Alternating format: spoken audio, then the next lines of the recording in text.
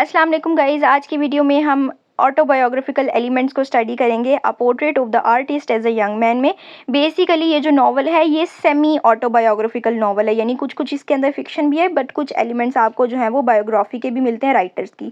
तो James Joyce ने जो कैरेक्टर्स दिखाया है, मेन कैरेक्टर है इनका स्टीफन डेडलस का, वो इन्होंने अपनी ही आल्टर ईगो को प्रेजेंट किया और वो आल्टर ईगो इनकी लिटरेरी है।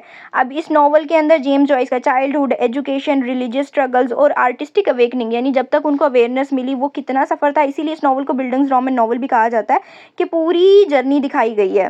जैसे अर्ली चाइल्डहुड की मेमोरीज, यानी स्टीफन डेडलस को बहुत बचपन की बातें भी याद हैं, फ्रेगमेंटेड बातें याद हैं। जैसे होता है ना, बचपन में हमें इतना सब कुछ सही नहीं भी याद होता, लेकिन टूटी फूटी कुछ यादें होती हैं। इसी तरह से जॉइस की पर्सनल भी उनके अपने एक्सपीरियंसेस ऐसे थे जब वो डबलिन में यानी आयरलैंड में बड़े हो रहे थे, और उस टाइम के कुछ मेमोरीज उनके दिमाग में भी थी जो उन्होंने स्टीफन के कैरेक्टर के थ्रू पोर्ट्रे कर दी। फिर जो स्टीफन डेडलस की एजुकेशन थी, उसकी स्कूलिंग जो है वो क्लोंगोव्स वुड कॉलेज से दिखाई गई है। तो यहीं से ही जॉइस की भी लाइक एजुकेशन जो थी वो जेसुइट स्कूल से ही थी।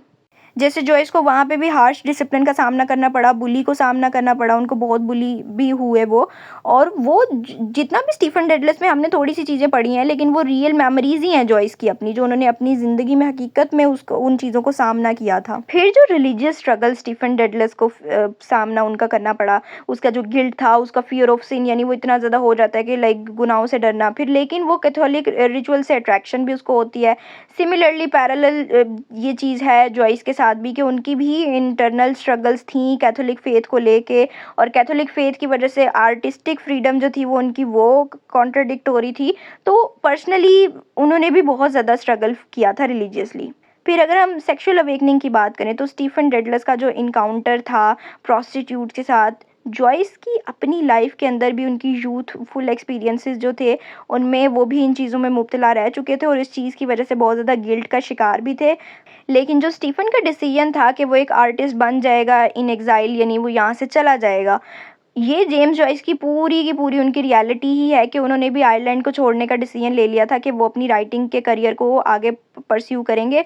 जैसे डेडलस एक सिंबल है जॉइस की ब्रेकिंग फ्री फ्रॉम रिलीजियस, उसके पॉलिटिकल बिलीव्स भी थे जो कॉन्ट्रडिक्ट हो रहे थे आयरलैंड में। जैसे दो पार्टीज थी, तो जॉइस जिसको सपोर्ट करते थे वो वाली जो सारी कॉन्ट्रडिक्शन है, इट इज़ ऑल रियल। और कल्चरल रिस्ट्रेंट्स भी, यानी बहुत ज़्यादा चीज़ों उसको कल्चर करने नहीं दे रहा था। फिर इसी तरह से फैमिली स्ट्रगल्स भी थी। जैसे स्टीफन डेडलस का फाइनेंशियली अनस्टेबल फैमिली, बहुत मतलब लाइक फादर से लेके वो एक पॉवर्टी स्ट्रिकन हाउस होल्ड था। इसी तरह से जेम्स जॉइस की जो बचपना था वो भी बहुत ज़्यादा गुर्बत में गुजरा था। फिर जब वो बड़े हुए तब भी फैमिली स्ट्रगल्स को हमेशा सामना करना पड़ा। तो जो दोनों उनके फादर थे कैरिस्मेटिक, इररिस्पॉन्सिबल थे, पॉलिटिकली फेल्ड थे, यानी उनकी जो पॉलिटिकल आइडियोलॉजीज भी थी वो भी सही नहीं थी। तो अगर हम ओवरऑल कंक्लूजन में पॉइंट्स को हाईलाइट करें तो पहला पॉइंट तो ये है कि ये जो है डायरेक्ट ऑटोबायोग्राफी नहीं है, इसके अंदर बहुत ज़्यादा चीज़ें फिक्शनल हैं इस नॉवल के अंदर, लेकिन फिर भी स्टीफन डेडलस के थ्रू हमें जॉइस एक्सप्लोर करके बता रहे हैं उनकी अपनी जो ग्रोथ थी, यानी जो उनका ग्रोथ का पूरा एक रफ फेस था, उनकी जो रेबिलियस नेचर थी, या वो किस तरह से अपनी आर्टिस्टिक आइडेंटिटी के लिए स्ट्रगल करते हुए नजर आए। तो नॉवल जो है it's not like personal diary का टच भी है, लेकिन यूनिवर्सल आर्टिस्ट की जर्नी भी है, यानी दूसरे लोग भी इंगेज कर सकते हैं।